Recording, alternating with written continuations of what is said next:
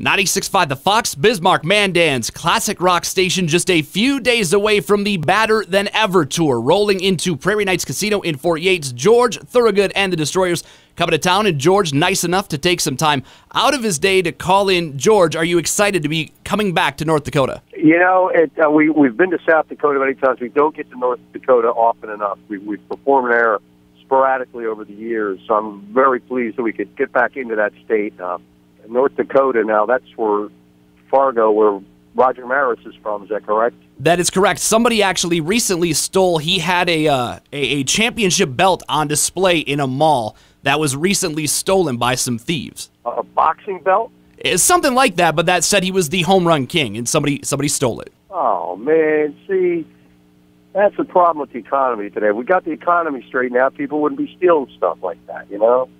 Well, what can I do for you today, Matt? You know, I got a busy schedule. You know, I got Al Pacino on hold and Baderos they call all day. So you're a busy guy. Well, I know that you and the Destroyers, after 40-plus years, you're still out playing more than 100 shows a year. What keeps you out of the road? What keeps you out doing this when other bands from the era have kind of hung it up? Well, we don't do 100 shows a year, for one thing, Matt. We do between about 65 or 80 shows a year. So we average about 70 to 75 shows a year.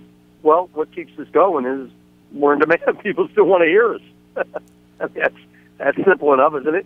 It's very simple, and I've got to assume that doing the, like you said, the between 60, 80 shows a year, 70 shows a year, that's got to be a whole lot different than doing what you did 35 years ago with the 50-50 tour, 50 states, 50 days, doing, 70 shows over 365 days. That's got to be a lot different. Well, not really. I mean, those 50 states in 50 days, I mean, some of those states are very close to each other. It was only 50 days. It wasn't 150 days. It was 50 days, and, every show wasn't 4 hours long either, So it's kind of an overrated thing. Now, how do you keep it fresh and your energy level up after all these years? I mean, when people see a George Thorogood concert today, it's very similar to what it was 20, 30 years ago. You guys still have that kind of energy that you had when you started, where some other bands just stand on stage, they don't do much of anything. A George Thorogood show is still a Thorogood show. It's still a blast. Matt, I have always appreciated the value of a good night's sleep, a sensible diet, and drink plenty of liquids.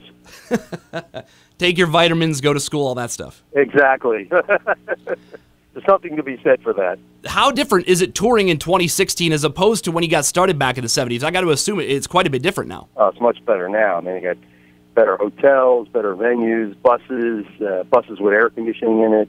It was a lot rougher then. I mean, and people had to go through in the 40s and 50s, 60s, 70s, until in the 80s when rock and roll, blues, and everything became a big multi-billion-dollar industry, when people started investing in buses and drivers and insurance and better hotels. So it's on a much higher level now of luxury than it ever was. For me, anyway. I can't speak for everybody. Joined on the phone by George Thorogood. George Thorogood and the Destroyers, the Badder Than Ever tour, September 10th at Prairie Knights Casino. Now, George, you started the Destroyers with Jeff back in the early 70s. You two still continue to tour to this day. How important has your relationship with Jeff and even with Billy been to the success of the Destroyers all these years? I mean, you guys are still the core of the group. Well, there's something to be said for consistency. If you get a really solid rhythm section, Fats Domino had the same people with him for years as, there's two or three people. I mean, look how long the drummer's been with Steve Miller. Mick and Charlie and Keith have been together for so long.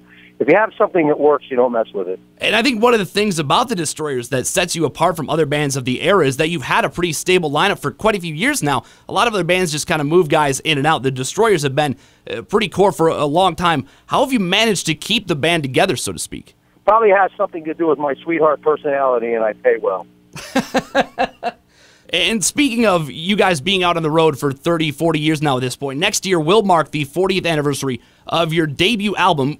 Do you have anything planned special for next year to kind of commemorate that 40th anniversary? That's something that I've been, running through my mind about, including as much material as I can from that first record, which we do already with a couple of songs. But I've been toying with the idea of, for that 1 year alone, to, without upsetting the balance of our show, without losing any of the power of the performance, to do that, put as many songs from that record in it. I've thought about it. I'm saying I'm going to do it, but I have thought about it. Since your debut album turns 40 next year, that means that you've been eligible for the Rock and Roll Hall of Fame for quite a few years now. The band hasn't even been nominated.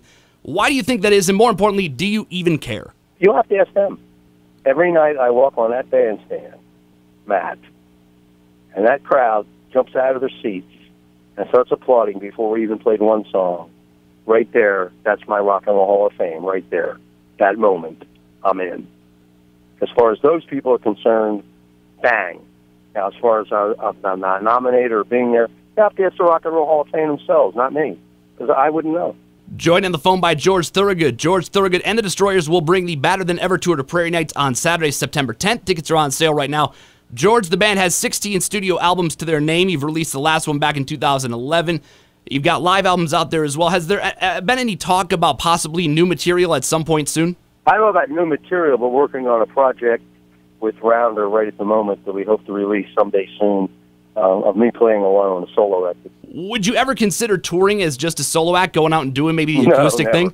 No. No way, Jose. It's too hard. Yeah. McCartney could do that. Taj Mahal could do that. Not Thorogood. How weird would it be? Could you even imagine being on stage without Jeff, Billy, and the guys behind you? No, man. I'll never walk onto a bandstand without Jeff Simon. Forget it.